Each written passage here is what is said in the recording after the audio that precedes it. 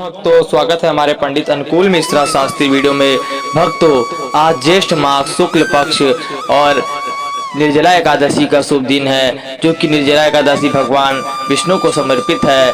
इनका चमत्कारी मंत्र का श्रवण करने से घर में सुख शांति और धन की वर्षा होती है। आज यह मंत्र मैं आपको जो बताने जा रहा हूँ, यह मंत्र ब्रह्मांड का सबसे चमत्कारी मंत्र है, जो कि भगवान विष्णु को अति सुंदर लगता है। आज इस मंत्र का श्रवण कर लेना, आपके घर में दुख दरिद्र दूर हो जाएंगे और सुख समृद्धि घर में संकुच परिवार रहेगा। आइए यह चमत्कारी मंत्र का श्रवण करते हैं। इस मंत्र को मात्र 5 मिनट अपने घर में बजा देना अथवा सुन लेना। उसके बाद आपके घर में ऐसा चमत्कार होगा, ये आप देखते रह जाएंगे। आइए मंत्र का श्रवण करते हैं। ओम नारायणाय विद्महे वासुदेवाय धीमहि तन्नो विष्णु प्रचोदयात्। ओम नारायणाय विद्महे वासुदेवाय धीमहि तन्नो विष्णु प्रचोदयात्। ओम नारायणाय विद्महे वासुदेवाय धीमहि तन्नो विष्णु प्रचोदयात्। ओम नारायणाय विद्महे वासुदेवाय धीमहि तन्नो विष्णु प्रचोदयात्। ओम नारायणाय विद्महे वासुदेवाय धीमहि तन्नो विष्णु प्रचोदयात्। ओम नारायणाय विद्महे वासुदेवाय धीमहि तन्नो विष्णु प्रचोदयात्। ओम नारायणाय विद्महे वासुदेवाय धीमहि तन्नो विष्णु प्रचोदयात्। ओम नारायणाय विद्महे वासुदेवाय धीमहि तन्नो विष्णु प्रचोदयात्। ओम नारायणाय विद्महे वासुदेवाय धीमहि तन्नो विष्णु प्रचोदयात्। ओम नारायणाय विद्महे वासुदेवाय धीमहि तन्नो विष्णु प्रचोदयात्।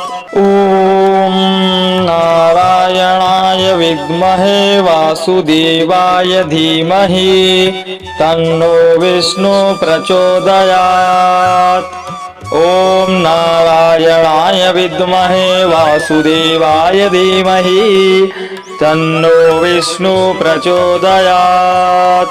ओम नारायणाय विद्महे वासुदेवाय धीमहि तन्नो विष्णु प्रचोदयात्।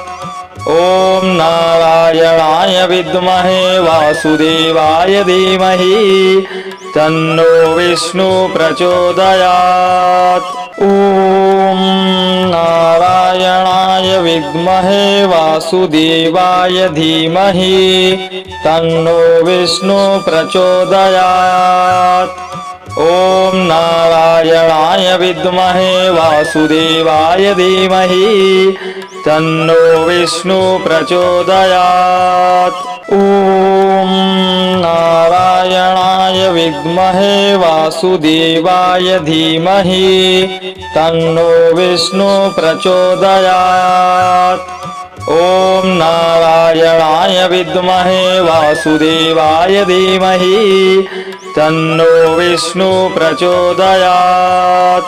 ओम नारायणाय विद्महे वासुदेवाय धीमहि तन्नो विष्णु प्रचोदयात्।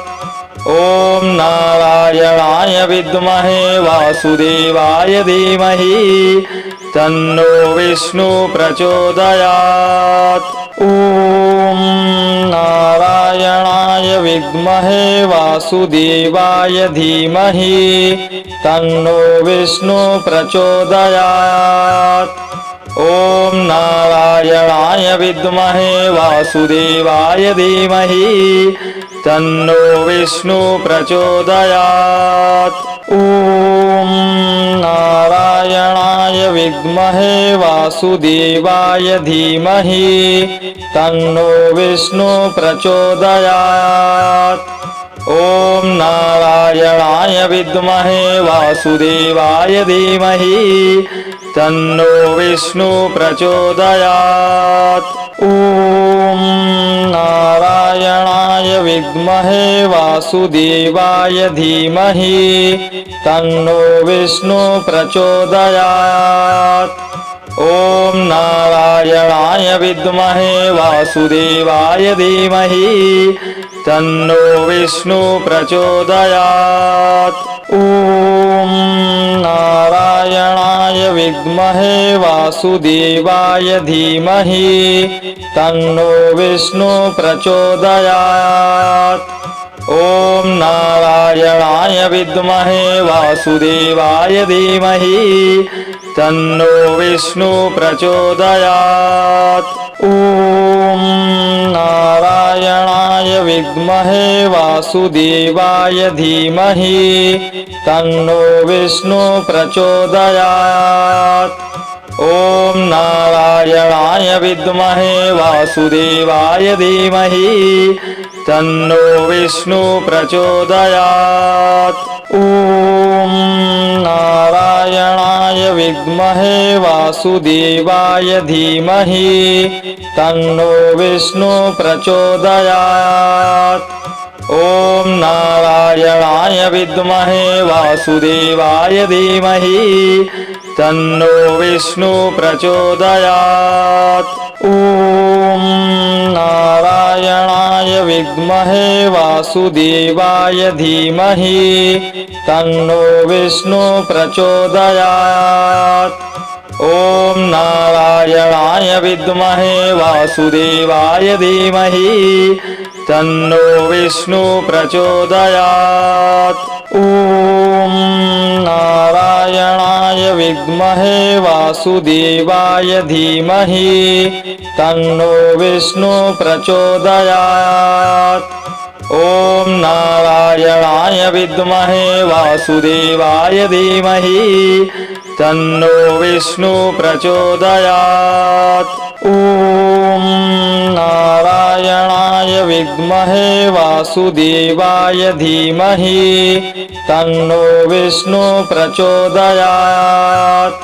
ॐ नारायणाय विद्महे वासुदेवाय धीमहि तन्नो विष्णु प्रचोदयात्। ॐ नारायणाय विद्महे वासुदेवाय धीमहि तन्नो विष्णु प्रचोदयात्। ॐ नारायणाय विद्महे वासुदेवाय धीमहि तन्नो विष्णु प्रचोदयात्। ॐ नारायणाय विद्महे वासुदेवाय धीमहि तन्नो विष्णु प्रचोदयात्। ॐ नारायणाय विद्महे वासुदेवाय धीमहि तन्नो विष्णु प्रचोदयात्। ॐ नारायणाय विद्महे वासुदेवाय धीमहि तन्नो विष्णु प्रचोदयात्। ॐ नारायणाय विद्महे वासुदेवाय धीमहि तन्नो विष्णु प्रचोदयात्। ॐ नारायणाय विद्महे वासुदेवाय धीमहि तन्नो विष्णु प्रचोदयात्। ॐ नारायणाय विद्महे वासुदेवाय धीमहि तन्नो विष्णु प्रचोदयात्। ॐ नारायणाय विद्महे वासुदेवाय धीमहि तन्नो विष्णु प्रचोदयात्।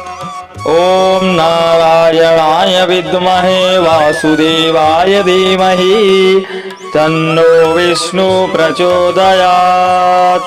ॐ नारायणाय विद्महे वासुदेवाय धीमहि तन्नो विष्णु प्रचोदयात्। ॐ नारायणाय विद्महे वासुदेवाय धीमहि तन्नो विष्णु प्रचोदयात्। ॐ नारायणाय विद्महे वासुदेवाय धीमहि तन्नो विष्णु प्रचोदयात्। ॐ नारायणाय विद्महे वासुदेवाय धीमहि तन्नो विष्णु प्रचोदयात्।